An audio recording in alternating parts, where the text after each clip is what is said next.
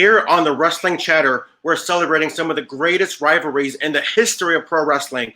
Today, we're dissecting one of the greatest women's feuds of all time, Trish Stratus versus Victoria. And there was no one better to dissect it with us than former women's champion, multi-time women's champion, Victoria / Lisa Marie. Yay! Thank you for joining us. Thanks for having me. Thanks for having me. It is such a pleasure to have you on. Like I mentioned in the intro, former multi-time women's champion and multiple companies. We're going to dissect, obviously, your first women's championship run and your second as well. But again, thank you for joining us. In my opinion, I know Adam agrees as well. Trish versus Victoria, just one of the best, not just women's feuds, but feuds of all time. That's why we're covering here on the Wrestling Chatter. But just kind of thinking back overall, what are some of the feedback that you get from this feud kind of now that we're almost approaching 18, 19 years from today? I know, isn't that nuts? Oh my God. Isn't that nuts? My God, I would feel like it doesn't it? And I feel like I should be 80 years old by all that I've experienced, you know? But when I got brought up a few times. One time they wanted me to do a Valley Girl. Thank God that didn't fly because they're like, oh, you're from California. And I'm like, yeah, but when you think of Valley Girls, the blonde hair, blue eyes, like totally. I do talk like a Valley Girl a little bit. But I'm glad they kind of nixed that idea. And Trish came up with a storyline, I believe. And, you know, of course, when you get put in a feud, when you get first brought up, you're nervous. Do you know what I mean? Especially coming back. I was with The Godfather as the Godfather Ho. And remember that? And then coming back as a full-fledged wrestler is a lot of pressure because they invested a lot of money in you know, in training and, you know, 24/7, moving me to Memphis, moving me to Louisville, Kentucky.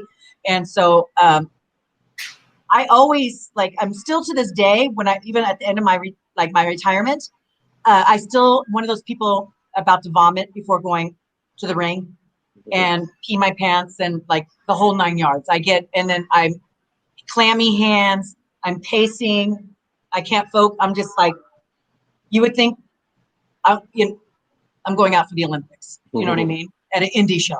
You know what I mean? But I'm one of those people that, you know, it's a lot of pressure, man. It's just like you're performing in front of a live, you know, studio or audience, right? And there's no retakes. If you mess up, you mess up, you know? So, but Trish and I had an agreement, you know, if we laid everything in, like we didn't full on punch each other in the face or anything like that, but it was pretty stiff, really, really snug. And we had the rule, like, say sorry after the match. We know we don't really mean to hurt each other, but things happen out there. And our feud got so serious that we had to throw it down. You know what I mean? So it was exciting. And when they told me I was doing that crazy character, they really didn't give me guidance. They're just like, you know, we should be crazy. And so, you know, watching scary movies and, you know, kind of movies like that. And, you know, the best friends that obsessed with the other friend and starts dressing like them. That's like kind of what I studied. And like the pulling of my hair just came natural. Like, just like, how do I become extremely crazy? And I'd rather go too much in my character than not enough. Because if you don't have enough of the character, they're like, oh, she sucks. She's not even, she can't embrace it. So they can tell you to hold back if you're going too much, but they've never told me to do that. So I just kept on pushing it. And Trish, you know, we started getting all the serious matches, like the hardcore, and then, you know, the street fight. And then, you know, when we have the cage matches and stuff like that, when I had it with Lita, and it was just like, to be honest with you, they were terrifying. You're always scared because things can go wrong in hardcore matches.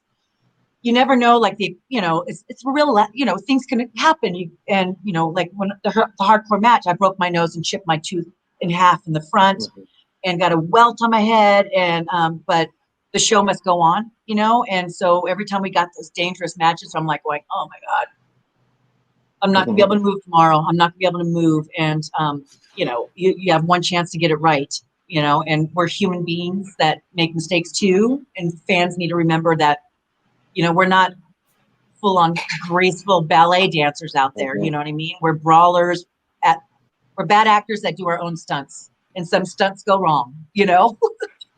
Yeah. I did want to cover that because one thing I noticed in all your matches, because I did do a nice little research in my part of, pretty much almost all your matches. And the one thing that stood out between all your guys' matches was the physicality, the brutality. And it reminded me of like Eddie and Jericho and Malenko, where I always hear about them saying, you know what, amongst us, that kind of core group, they're going to lay it in. They're going to sit there and say, you know what, balls to the wall. And I felt like that was going to be one of my questions, where did you and Trish kind of have this agreement saying, you know what, we got something to prove. We're just going to lay it in, because that, like I said, that the brutality of your guys' matches was just nothing I've ever seen in women's wrestling.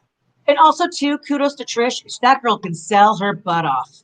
The way she took a bump or a hit to the face, just the snap, and the way she took my super kicks, when I would watch it back, I'm like, oh my God, are you okay? And she goes, yeah, I'm good. And I'm like, oh, you have good timing. It's also timing is everything. You know what I mean? And what sucks about having long hair too is like it obscures your view. So if you see something, your hair's in the way, you're actually going to take the hit and fall. You know what I mean? But most of us girls, like in my generation, had that agreement. Like in WWE, we were pretty snug and stiff. We were trained under Finlay. So you had no choice but to be strong style. So it's not like we would hit purposely in a bad, unsafe area in the nose, or you can lay it in on my flat of my back. There's safe parts of your body to hit. But I was one that needed to feel. I go, you need to, when you clothesline me, just follow through. I go, it's my fault if I don't bump. That's my bad. It's not your fault. You're doing your job. If I don't have the timing and properly take that bump, because I want it to look really good and not like, do you know what I mean? And we were like wanting to be not the greatest female match. We wanted to have the greatest match on the card. Even with the guys, we wanted like them to go, man, geez, and yeah, nuts. And a funny story that just came to my mind. I forgot what building we were. I think it was Chicago. Was it Chicago? Okay, well, I gave her the chair shot, Trish, the chair shot on the outside, and all the football players were in the front row. And when I did it, they all went, oh, damn, oh, and they reacted so huge. And my bad, no one trained you how to hit it to throw a chair. They'll teach you how to do an arm drag. They'll teach you how to do a headlock takeover, or a proper, headlock, that kind of stuff. And I had it upside down and backwards. If you go replay that, if you have time to edit that part in, I don't know if you're allowed to use footage. We'll find out. Okay. I don't know. But I had it upside down, and the folding of the chair. I don't have chairs in my apartment. Like the lip part, where the metal part was facing her. So I could have, like, if I swung down so hard and she didn't take a bump, I would have sliced her face. Yeah. Look at the bottom part. Like I held it upside down, and you see the back of that, not in the padding side, the other side. No, flip it, like the bottom. No, like there, that part I had facing her, and you're not supposed to have it because there's a lot of little grooves and that edge. They're real chairs. They're not gimmicks to fall apart or anything like that. And so everybody's like, "Oh my God, that chair shot!" We're like, "Yeah," we're high fiving each other. Well, not in public, privately in our locker room. And people were like, "Yeah, you held the chair wrong." And I was like, "I did? No one told me how to. I just picked up the chair." Oh, who's that? Oh, that's my little son. Okay, no wrestling. No wrestling. Yeah, I got to tell him that, unfortunately, like, and especially when we're watching wrestling, I'm like, this is only on TV. Yeah. College and golf. Absolutely. So it's crazy in terms of you and Trish both coming from, the fitness model kind of world and whatever. Was that kind of in your guys' respective minds and the things that you talked about, that not only do we want to be the best on the card, but like we want to show them that, hey, we can do this just as much, as the guys can? Yeah, like I didn't come from the fitness modeling side. I came from the competition sides where you do a gymnastics kind of dance routine alongside the bikini round where they judge the symmetry of your shoulders, your quad sweep, and your lat spread and stuff like that. I came from a competitive background, and I was raised. I have 3 older brothers, and they were all collegiate wrestlers. My oldest one got the gold in the Pan American Olympics for wrestling. So I came from a very competitive family. And I think Trish is also super competitive. Like we were both very competitive in education, also like in school too. And, in Canada, I think everybody wants to be a wrestler. I was raised in California. Wrestling wasn't part of my upbringing. So it was a new career path. I was introduced to it by Tori Wilson, brought me backstage at WCW. And I'm like, what the hell are you doing? Are you getting paid to go out there with a guy? Are you kidding me? And she was trying to get me into that business. But I think our mindset, I can speak for myself. I was always wanting to be number one. I mean, like in my grades, all the sports and stuff like that. It was just not that I was forced to do that from my parents at all. They were very proud and they didn't say you have to get an A. But for me, if I didn't get an A, I would break out in hives, in school. I was really bad. I was like, when I first got my B, I got a C in geometry, and that was in 8th grade. And it was a very small class, and I got my grades and I said, what the hell? And I said, I thought I was supposed to get a B+ in this class. She goes, yeah, you are. And I go, look at my Miss Penoyer. I still remember her name. Miss Penoyer, look at my grade. She goes, oh, that's incorrect. And I had to be sent home because I broke out in all these rashes on my body because I was so I was really, even though B+ was good in geometry because, it was a, advanced course and stuff like that. And I was still upset about the B+, but when I saw that C, I looked at it as an F, and I was like, I think I don't know. It's a competitive nature, and I don't know where it comes from. I have to say it's from my brothers because, they were all star athletes, and just the top of their class, and seeing that and going, that's my brother. Oh, he's the bomb. They used to come out in high school with dun dun dun dun dun dun. No, wait. It was Queen song. We will rock you. Sorry. Yeah. We would come out with that. And, we would all just, that's my brother. That's all my 2 brothers are on the same team, that kind of stuff, and they went on to college to play. I think seeing that, you envy that, and that embedded in my head. I don't know. That explains, I think, for me, you know what I mean? So, yeah, crazy. It's crazy. I never thought I'd be into wrestling, though, I wanted to go on to med school, like Trish and I have that same in common too. We both wanted to go to med school, and then getting into fitness causes another avenue. You never know where that's going to spiral. Right. But I would never take it back. I've had an amazing career. I got to see the world. My body hurts. Don't get me wrong. I have some aches and bruises. I don't heal as fast. And, it's a shame that we have to all get older. That's the part too that I was talking to Val and Mickie, and how the pressure for us girls, we're not allowed to age, we're not allowed to get gray hair,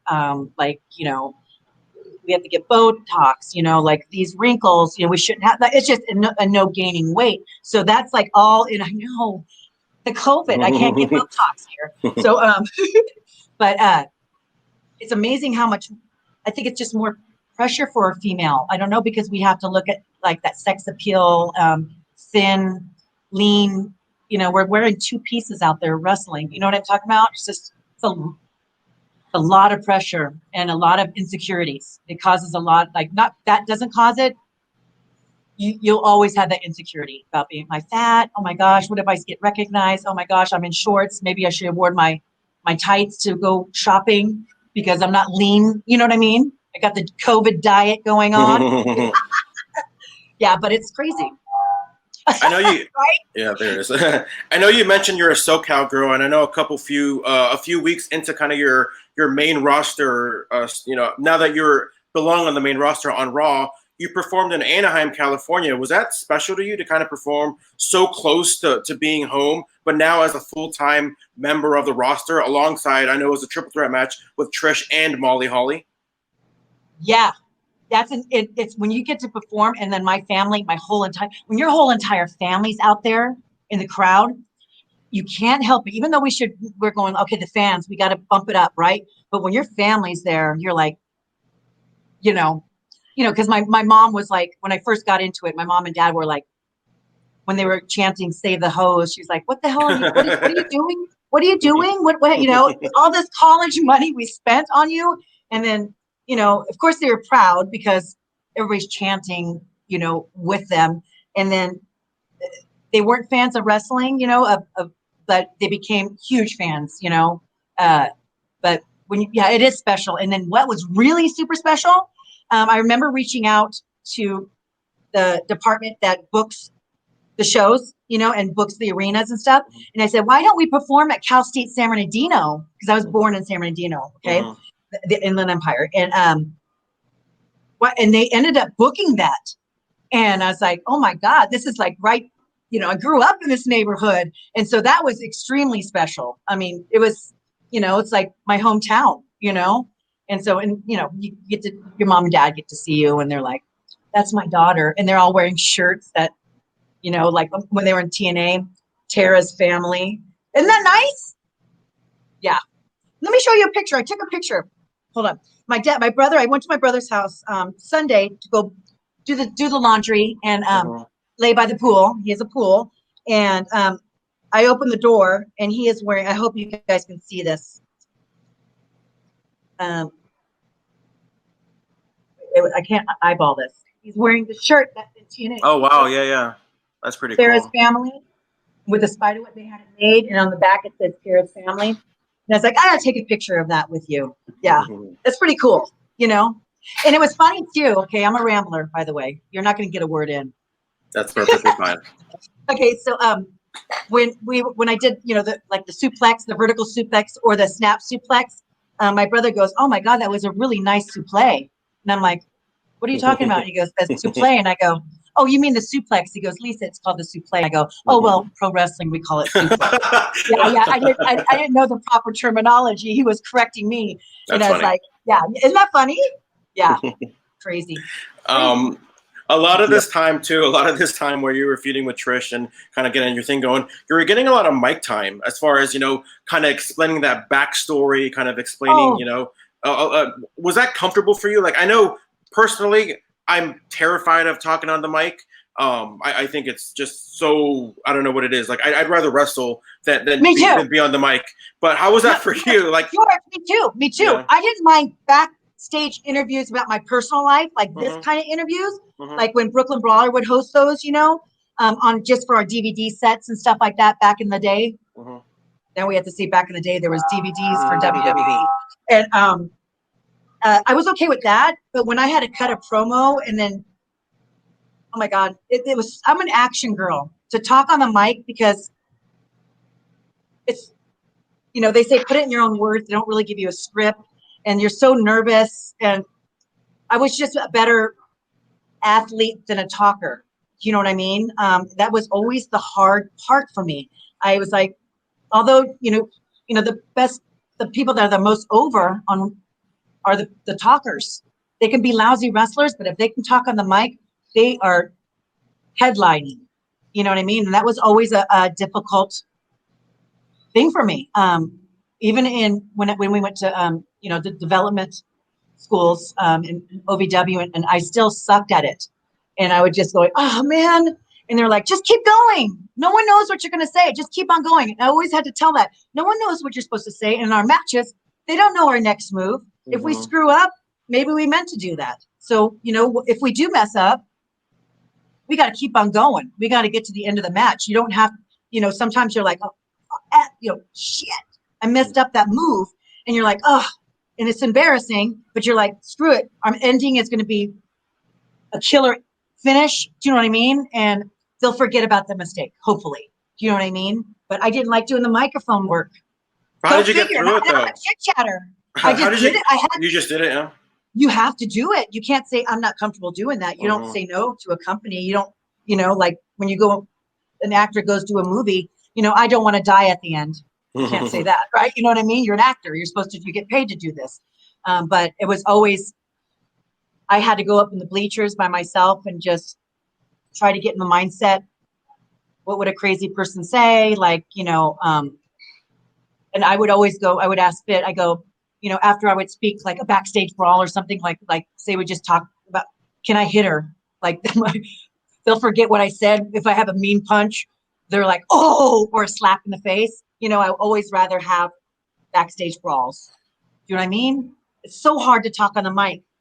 It's just, and my hands, if you notice when I first got on the mic, you'll notice on the microphone, and I was like, and you can't control it. I'm like trying to hold it with, but you don't want to hold it with both because you're like, oh, you don't look comfortable, right? You don't like, and I was like, but you can see my hands shaking, and I was always scared to go back through the curtain and them to give me that disappointed look, like, because I had to commentate one time with JR and Jerry Lawler, and I couldn't think of what to say. It didn't come natural. It did. It was, I think it was, oh God, it was awful. It was awful. But thank God I got to throw the water bottle at Trish. And being an athlete, I had a good arm because I played baseball and softball as a kid, and I threw that. I didn't mean to aim it so well. I mean, I thought it was going to fly anyway, but she had to really dodge it to get out of the way. And I was like, ooh, at least it was a good throw. Maybe they'll forget about me commentating. You know what I mean? But I sucked at it. I didn't like it. I was like, I'm not a great talker. I'm a great host like this. I'm a great interviewer and more engaging like this because it's my personality. But talking and being a heel on the mic is very tough, man. Tough. And babyface have it worse. You got to get them to love you. You can't just shove someone down their throat, right? Like Roman Reigns, you're supposed to love him. But when he got on the mic, right, everyone's booing him. And, like, he has big shoes to follow, though, The Rock, right, and stuff. Oh, you booed him, too? Adam? Yeah. Yeah. I did it because he was very easy on the eyes.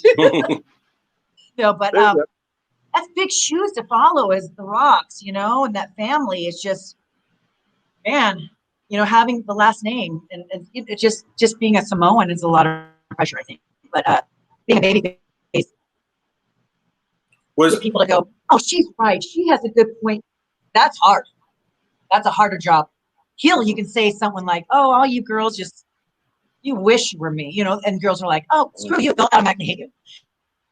And then also, too,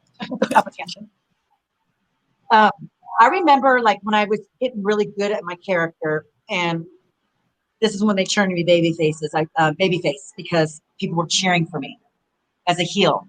But I think they just appreciated being unusual and being right, just like a dominant female that was not the normal body style, and not the blonde hair, skinny, you know what I mean. And I would hear the girls cheer for me, and I was like, oh my God, this is not working out. I would tell the girl, shit can me, meaning kick me outside. This lingo. You guys know this though. Shit can me outside. So they would give me the stomach, and I'll go to the crowd, like where they're cheering for me, and I'd go, hey, is that your boyfriend? She's like, I'm like, yeah, he doesn't dream about you at night.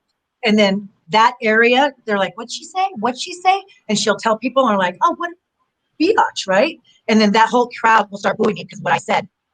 But my job is for them to boo me and love the baby face. So I had to go out there and go, oh man, this can't happen. They're not supposed to like me. They're supposed to hate me. I'm supposed to be the bully in the scenario. So yeah.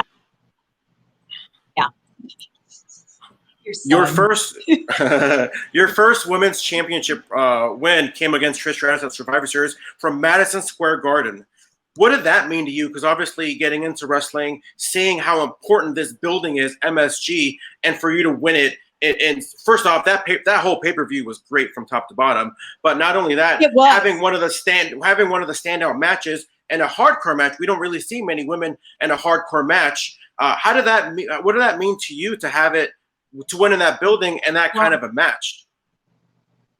Madison Square Garden, of course, it's historical, and that crowd, they're unforgiving. New Yorkers are very, you gotta be on top of your game. And I'm not really like when people are like, what's your favorite match? That's not one of my favorite matches. I think we did an amazing job. Don't get me wrong.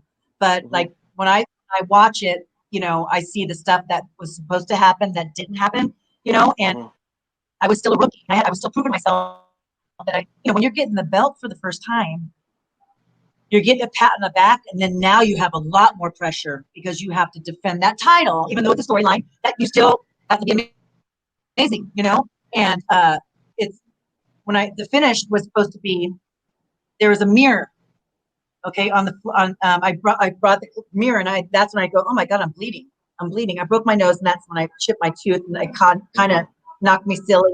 The coach, the ref is going, do you want me to end it? And I'm like, no, tell her to stay down for a little bit. Tell her, because when you break your nose, your eyes water, you know, and you can't see. So you're kind of like, I don't know whether to blow my nose, maybe it's going to swell, or, you know, and, you know, I'm still a lady. I don't want to be too gross, right? Do a farmer's blow like Benoit does. And like some of the guys, I hated when they did the farmer's blow. That, oh, disgusting. Okay, so I got the mirror out, I put it in the ring, and I shoot her off. I think we did a double duck. I think I said duck, and she thought I was telling her to duck, or whatever. Doesn't matter. Things happen. Not a big mistake. Who cares? You know, it's not a perfect dance routine. And I go to pick up the mirror. She ran on it. It broke. And so I pick up the mirror, and I'm like, oh shit. And we knew we had a couple fire extinguishers underneath the ring. And of course, I grab the one with the pin in it. So she's pulling my hair in there, going like this, get in, forget it. And I'm like, I got it. And I'm like, I got it. I don't know what the hell to do. I've never done a fire restraint. I pull the pin out. And my go-to move when I got lost, or one of my favorite moves, was the suplex. You know, and I got in, I did a snap suplex, and I finished her with the suplex. And I should have just rolled her up like in a small package, or a schoolgirl or schoolboy, because the fire extinguisher is enough for the finish. But I was so scared to go in the back because things went wrong during this. But again, I told you, a lot of things go wrong out there. You have one shot, right? And hardcore matches with all this stuff. Like, which, you know, we wanted to use certain. Tell me which one has a Singapore cane in it, because we would definitely want to use the Singapore cane. Do you know what I mean?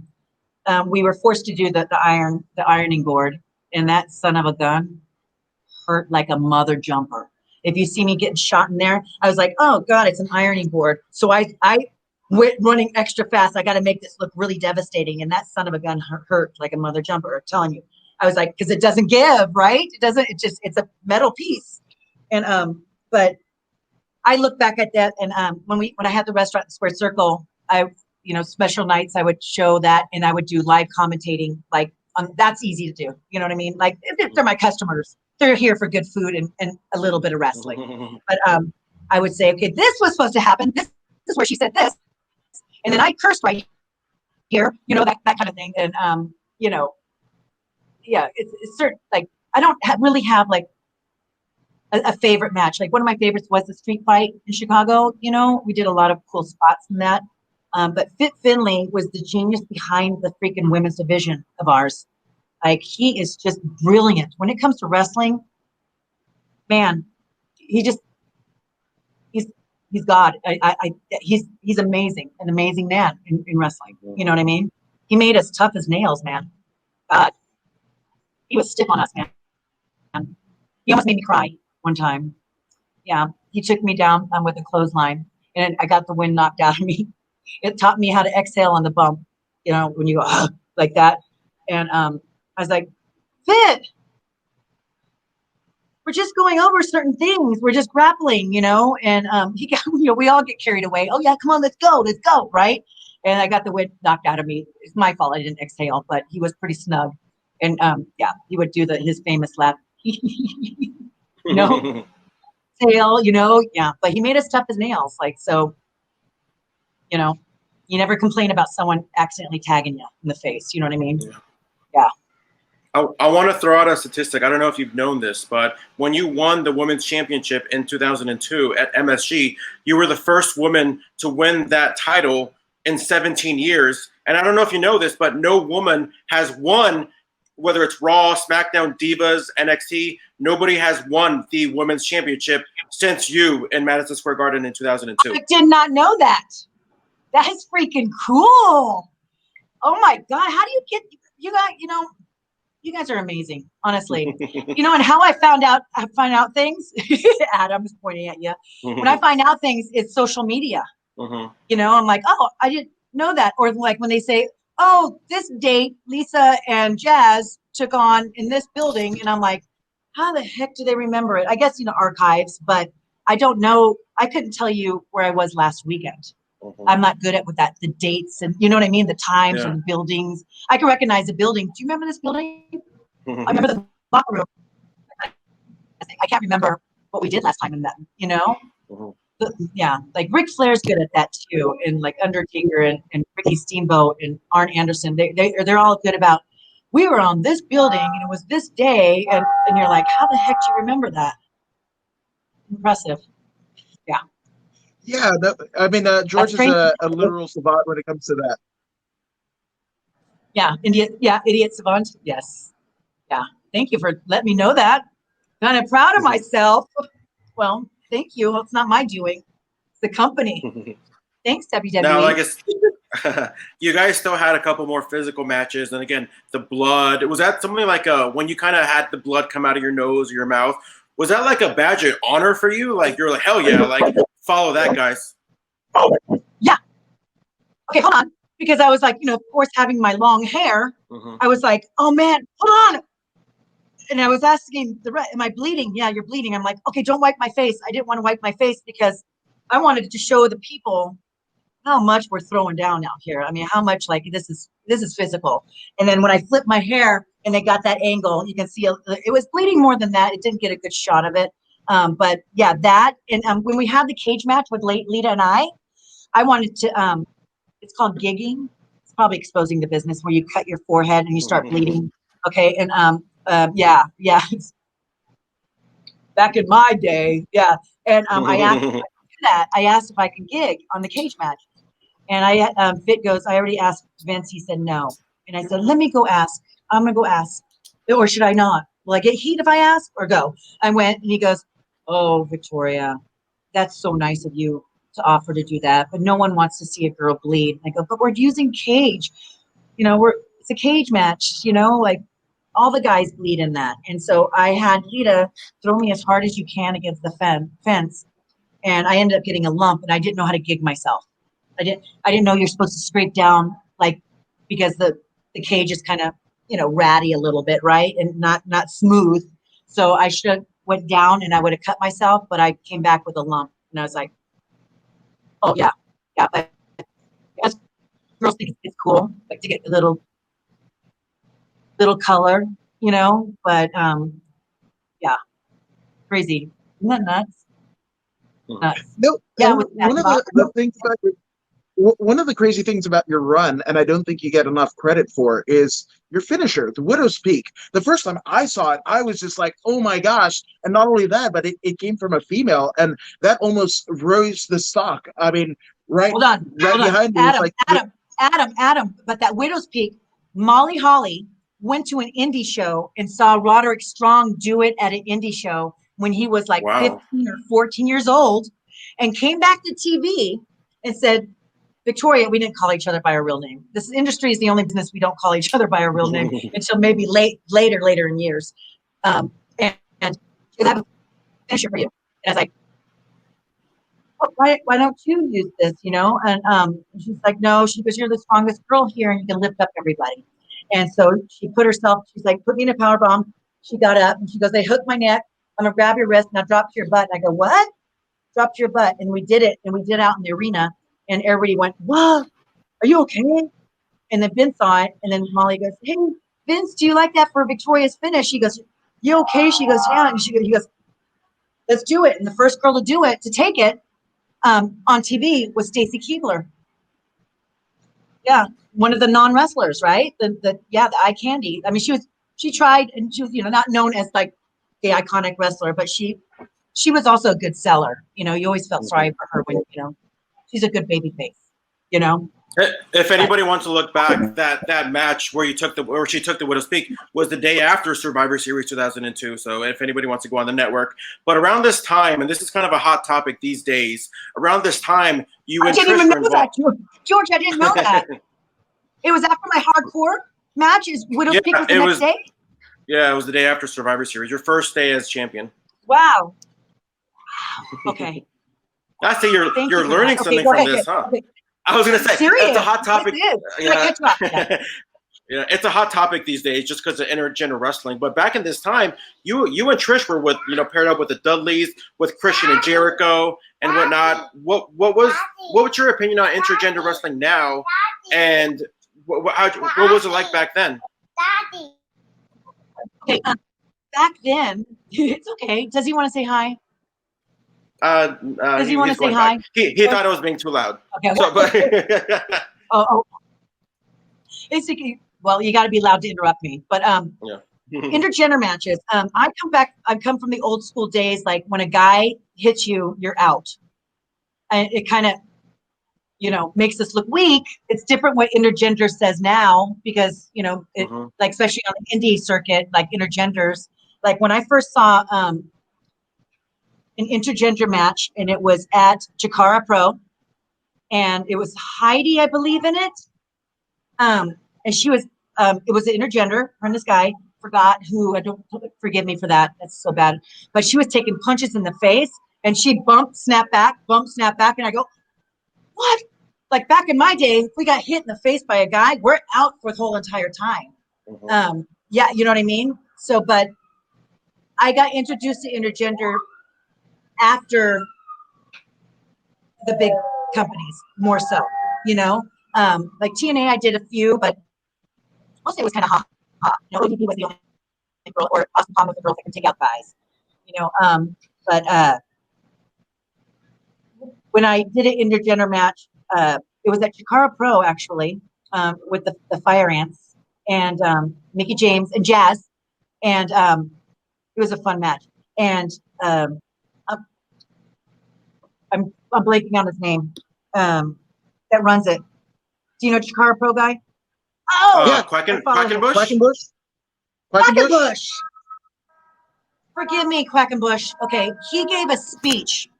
He always gave a speech before his shows, and it was the first time I heard a speech. I got inspired. I go, man, after that freaking speech, I would have gigged myself for for free. You know what I mean? He was so inspiring, and he said it best about the intergender matches. You're not better than a guy or a girl. You're just here to be the best. So like all of us are equals on the show. And I can't do the whole speech, but he did. I was there for 2 days, and it was the King of Trio. And the second day, he gave the same speech, and I was in front row. And the Jazz and Mickey were like, "You kiss ass." And I go, "That was so inspiring. I had to sit up close and listen to that speech again." He's a powerful speaker. He'd be a good teacher doing promos and stuff like that, Yeah. But intergender, I'm okay with it now. At the beginning, I was like, because there's an interesting story. I took a Stevie kick on TV, and I got up too soon. I didn't bump and feed, but I got up, and people were yelling at me, sell, and I was such a rookie. I was a Godfather Ho. I didn't know all the lingo yet. I was still learning, like sell. I'm like, I thought I was, and I should have been out. I should have been knocked out, especially from a guy. And Stevie kick is in there too. And I got up I got yelled at in the back. And so every time I took anything from a man, I was out like a light. Like when Godfather threw me through the table, I didn't even, they were like, "Are you okay? Are you okay?" I didn't even respond. I didn't want the camera to pick up. Yeah. But then the girl was like, "No, seriously, are you okay?" And I go, That was it. I was like, but I had them carry me out. I was like, if you want me to sell, I am freaking overselling. But it was a table, but I sold that. I was out. I did not move. I just like, I'm not going to get yelled at again. I mean, it was not a terrible, you know, I mean, you just don't want to get, it's saying you did something wrong. You don't want to disappoint. It's live TV, but I will never do that again. That's still one of the absolute craziest, best table bumps I've ever seen in my life.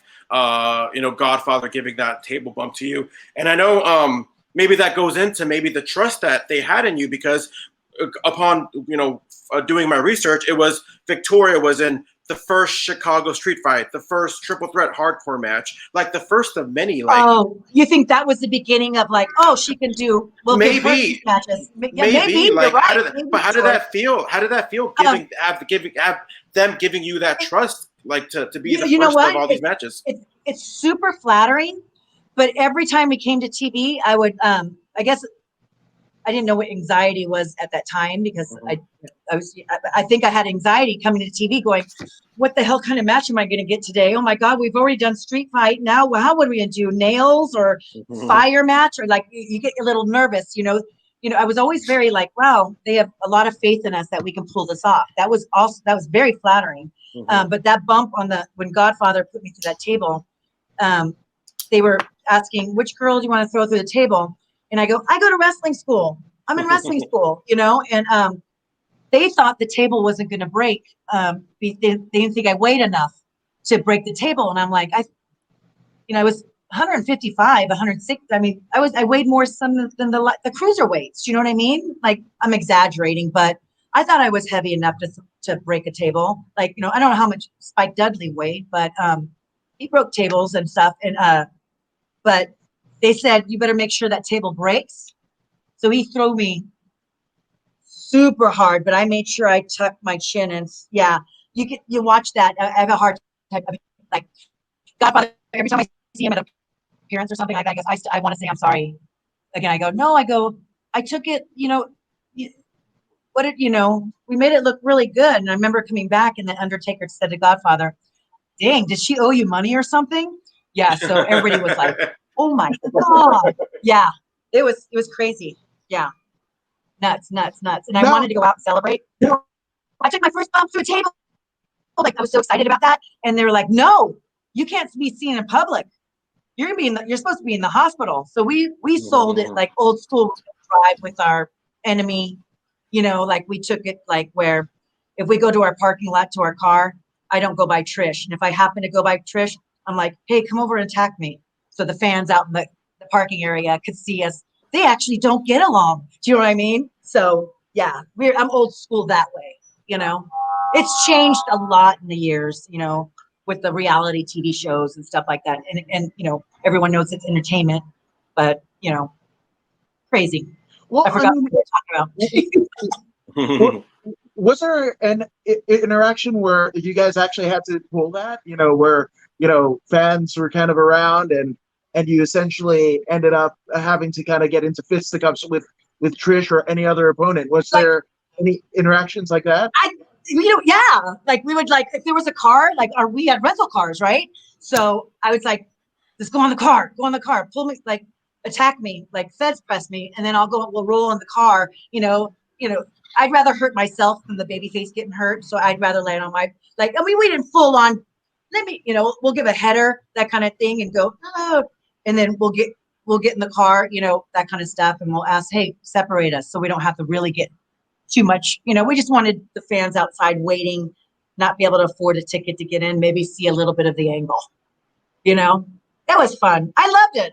I enjoyed that, it was fun. It was it made people go, wait, I thought do they really not? I'm so confused right now. You know what I mean? Made people question business. That's a total pro. You are a total pro, and I think that's the biggest compliment that you can get. But I mean, in terms of your theme music, I thought that was a major part of your presentation on TV, right? And you went from your original theme that you debuted on TV to the T.A.T.U, all the things she said, which I thought, especially, just took your character like that on an upward trajectory. So how did that change happen? Well, I don't remember what my first entrance music was. It wasn't very, it was just poppy, right? Wasn't it just like a generic kind of It was song? just generic. Okay. Generic one, number 7. Then you push the button, heel music, right?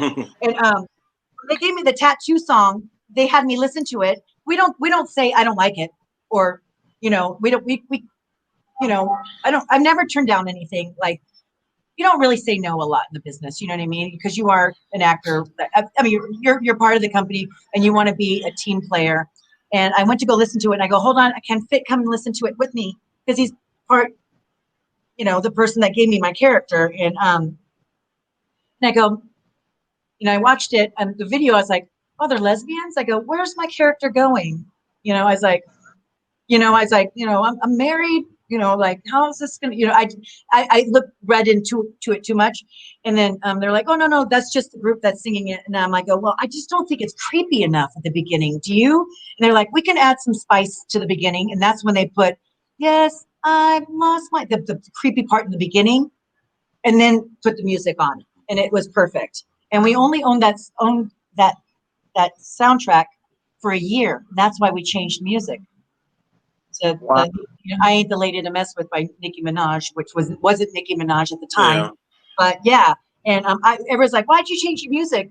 I don't have creative control. Like, it wasn't my doing. I loved my song. I was just like, man, I mean, I loved I Ain't the Lady to Mess With because they were asking, what kind of music do you generally listen to? And I was like, I'm totally different than my character. I listen to hip hop and rap. And they're like, okay, well, make something that you like, that kind of thing. And so that's how, like, they got Nicki Minaj, like the rap, yeah, that's how it happened. But I wish they gave me a storyline to kind of like, maybe I took dance lessons in the past to help with my mental disability, right?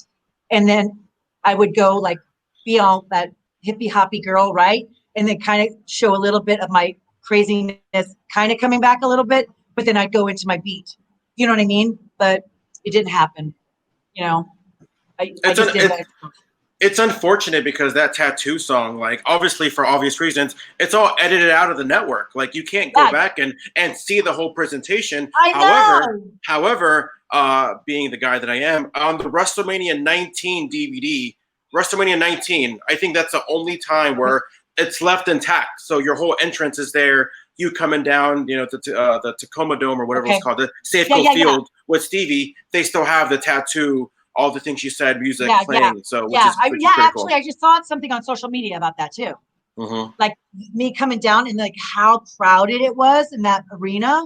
I was like, oh my God, I got goosebumps watching that. At the time, you're just so nervous about the match, not really. You're like trying to tell yourself, take this in. This is a lot of people. You got to take this in. But you're like going, okay, I gotta remember to lay this in. Do you know what I mean? You're thinking so much on your feet. You know what I mean? And you're trying to absorb everything at the same time and appreciate how many people you're performing for. But you're also going, I got to have a good match. You know what I mean?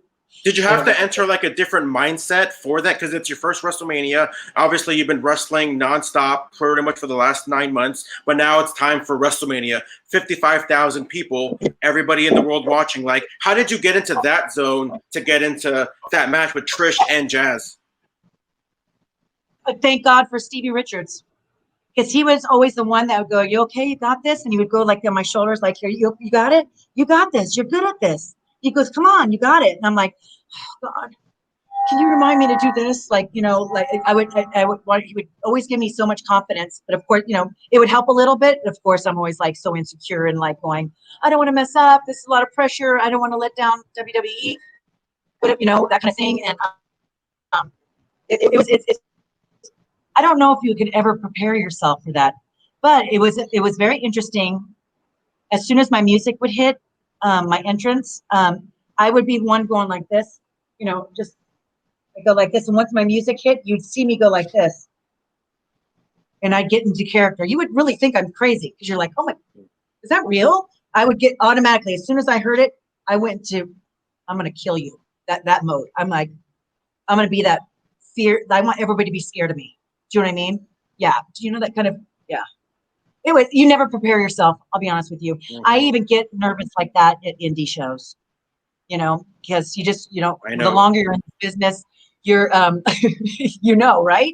It's like, and the longer you're in this business, there's a more oh, did she slow down? Or, oh, she used to work so much harder. You don't want to disappoint. You still want to be that badass that you were, So, yeah. I know the feeling 100%. Kind of going back with you and Trish, though. Obviously, you guys had a bunch of TV matches. You always hear Ric Flair talk about his match with Ricky Steamboat, where he says all the time the best match was the one that only was only the live audience saw, the live event, the house show audience saw. Did you have any kind of those matches with Trish? I know you guys did a lot of house show loops, but yeah. I studied Ric Flair and Ricky Steamboat. I wanted to be exactly like them. And, there was a lot of times we would go out there and not know what we're doing. And we're like, and I'm like, I like to have certain parts planned, but we didn't know what was going on, what number match we were or anything. I think this was in Japan and we just winged it. And we came back, we're like, dang girl, that was good. And I was like, I'm just so glad it's over because, you want those big spots, like the big cutoff or that holy shit moments. You want to kind of go like have a plan. Like I might do this, that kind of stuff. But, and Ric Flair was a big fan of our matches. And Ricky Steamboat was our agent at the time too. Not at that time that was fit, but he was an agent when Christy and I did an angle together, Christy Hemme. And, of course, I was marking out because I'm Ricky Steamboat Mark, and but when Ricky Steamboat saw me wrestle, he pulled me to the side and he goes, "Girl," you are so good out there." And I'm like, I was like, "Oh my God, I'm getting compliments by Ric Flair." Oh my God, I go, and usually you're like, "Oh my God, the guys watch us," and it's a compliment. Yeah, I was like, "Oh my God, Ric Flair just gave us a huge compliment on our mat," So it was really cool when the guys started watching our matches, and getting into it. I'll fast forward a little bit. A couple years later, when you were the babyface and Trish was the heel, was that like a challenging for you as far as like, cool, now we can kind of switch roles? Because obviously people remember you being the heel, Trish being the face. Now roles are reversed. How was that was that something new for you that you found challenging, that you were like embracing it? I'm the David and Goliath kind of believer, like the big guy, even, the big person's the bully and the little guy always picks on the little guy. And that was, I didn't know how people were going to take it. I was so nervous. And, I came up with the bright idea, which was silly, having a little kid kiss me on the cheek because everybody's going to go, "That's so sweet." Right. But a few times kids were like, "Ew," like that. I was embarrassed on television. That's happened. And I'm like, oh my God, I just got dissed by a kid. And, but I was, it was always nerve wracking. I was like, I like being a heel. I'm a much better heel. I'm just, it's nice being a baby face. I don't love it. It's not my favorite, but, what do? You can't say I don't want to do that, Yeah. I'm a much better heel. I like being a heel. No, And then, go ahead. Oh, no. You were mentioning about obviously Finlay, right? And kind of alluding to the fact that, guys are watching your matches. You've got Ric Flair backstage, Arn Anderson as the agent, Finlay and what have you. So, I mean, these are the who's in terms of the workhorse part of the company, right? In both WWE and WCW, respectively, right? And even the territories. So, I mean, who is putting together those matches? Fit. Mostly it's fit. And then, but we had a lot of salt and peppering of us girls would get to the ring super early. I mean, not 8 a.m., but, we have to be at the building at 4. We'll get the building at 12 or 1, get in the ring, roll around a little bit. And then Arn Anderson will be there, Ricky Steamboat, Finlay. And we would pick their mind, that hair twirl thing, like when I grab the hair and I dangle on the back, like Christy Hemme was really good at taking that. She didn't come from a wrestling background, so I would name things silly. I'd go, "This is called the dangle dangle," so I called it dangle dangle, and I got that from Ricky Steamboat. And then I would say, "Hey, Arn, I need one thing to add to my repertoire. I'm doing the same thing. Can you teach me something?" So you would pick everybody's brain. You got to take advantage when those people are like, all these legends are there. You're like, "Hey, what do you think about that? What do you think?" You want input. You know what I mean? And we were they were all so nice. Like, hey, can you meet me at the building early? Yeah, absolutely. Yeah, I would love to. They would, yeah, they love to be asked questions. You know, there'd be times that Arn Anderson would be out there and no guys would come out and roll around. It was just us girls. And these are freaking talented, the iconic wrestlers of the time. And the guys should have been out there picking their mind and learning from these guys. They were the ones, phew, that can call it in the ring and just go, go, go, you know? Yeah. Now, Did I answer your question? no, absolutely. Now, I want to make sure, because I know a lot of people may spin things in a certain way. I want to give love to today's women's wrestling. I think today, the revolution, the evolution is phenomenal. I want to give credit. However, I gotta say, like, just kind of watching back 2001, 2002, I feel like you guys don't get the love that you guys deserve yourself. Trish, Lita, Gail, Molly, Holly, Jazz. Like, Yeah. I feel like you guys are getting forgotten in some ways. Maybe I'm wrong, but maybe not from the divas though. I think the girls acknowledge, like, I'm sure they study certain match. I don't know. We did. But we get a lot of shout outs from the girls, when they do interviews, they're like, oh, I watched Victoria, like she was a good heel or something, or something like that.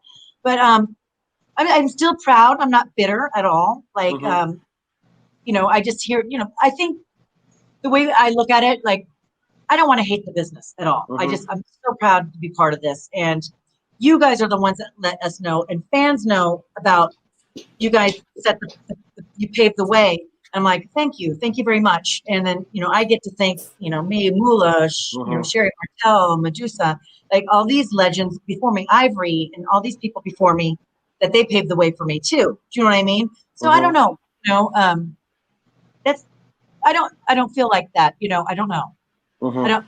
Thank you for that, though. But I think the girls acknowledge that. You know what I mean? But I think you guys want to hear the company speak louder in volumes. A little bit, because I have to say, like, I'm watching you versus Trish, or obviously Trish, Lita, yourself, Molly, Holly, and I'm like, these matches are just as good, and I mean this in a positive, highly regarded way. These matches are just as good as the ones that Charlotte and Becky and Asuka are putting out. Even, like, look at the hair versus hair match that we were supposed to have. Obviously, unforeseen circumstances happen, but you guys already did that at WrestleMania 20 in that high-profile match, again, at Madison Square Garden. Like, I really think that you guys, and again, much love to everybody today. I'm not taking anything away from any era, any division. Yeah. But, man, like, I feel like, because even before you guys, Sable, Sunny, Marlena weren't necessarily known for their wrestling skills, but you guys brought it in and brought it to a level that I think, still, is highly regarded. Yeah, we didn't want to be looked at as boobs and butt and just eye candy. We were like, yeah, I can fight too. You know what I mean? We're those kind of chicks that wanted to throw down. We wanted to get the respect from the boys. And no, the girls now, I the way they work, I'm gonna be honest with you, like they are amazing athletes. My style is very slow, and I hunt my prey, and I like to, like, just be a little more sneaky. I'm not very fast. I'm not super. I'm not spot fest. I can't do spot. And I don't like to memorize a match. And so I would get so blown up at the indie shows because it was just too much. I was like, whoa, wait, hold on, let me sell that. Hold on, you're on me too fast. I was like, I didn't yell at it, but I'm like going, oh my God, this is not the way I work normally. And I was like, I think it's time for me to hang up the boots. You know what I mean? And I was getting so nervous, and I was getting beat up on the road. I was just like, my last match with Melina, I'm shocked I didn't have, like, hyperventilate. Like, I was like, because I was so freaking nervous because we were main eventing and they gave me the belt and it was a guy and girl show, and I was like, oh my God, this is a lot of pressure. We can't just do a gaga match. Ha ha, gaga. We have to throw down if we're main eventing. We have to do major dangerous spots, And I was like, man, I'm about to turn 50. I go, I'm stressing myself out. And, like, I didn't know I was going to quit till, like, not quit, retire. I don't want to say retire because wrestlers should never say retire because they're going to come back sometime. Right. But I was like, I'm ready. I think I'm done. I can't I was blown up before getting in the ring because how nervous I was. So nervous. I was pacing. I'm like, Yeah, I was just like, yeah, I don't know. Maybe I care too much. I don't know. But I just put too much pressure on myself. And I'm never happy with a match at the end. You're always like, oh, I could have done that better. You tear yourself apart, but, yeah, the way the style is so different now. Yeah. I miss the characters like Undertaker and, Kane with the mask and, just that kind of stuff. I miss that. Don't you? Yes. I can't even do my eyeballs. I'll get a headache. I tried doing that the other day and I was like, wow, that really hurts. I think I got a little headache from that, doing the Undertaker eyeball thing. Yeah. I can't. Yeah, see? Yeah. I have to ask, is there anybody from today's women's division, women's wrestling, that you wish you had the ability to go one-on-one with in the ring? I think Charlotte is one that sticks out. Yeah, Charlotte. And I'm still a big fan of Nattie. I really am. Like, we never had it. Yeah, she's a genius in the ring. You know what I mean? She's just a natural. And as they say, in fact, they say she can have a good match with a broomstick, because she can make anybody look good. You know what I mean? So I think she's amazing. But all the girls, there's so many talented girls there now, God. And Mickie's still going, man. Freaking A. Good for her. Man. Yeah. I'm very proud. Yeah. I want to thank you for everything. I definitely want to bring you back some more because there's definitely some more questions. I want to get into some Sherry Martel stuff. There's Stevie Richards, so we're definitely going to invite you back. But like I said, obviously your feud with Trish, one of the greatest. Thank you for everything. I know you have GAW TV that you want to plug. Yeah, we have a Grown Ass Women TV. It's on YouTube. We just had a notification. Congratulations from YouTube. That was really exciting. That's exciting to get something about getting a lot of subscribers, right? Isn't that kind of a big deal?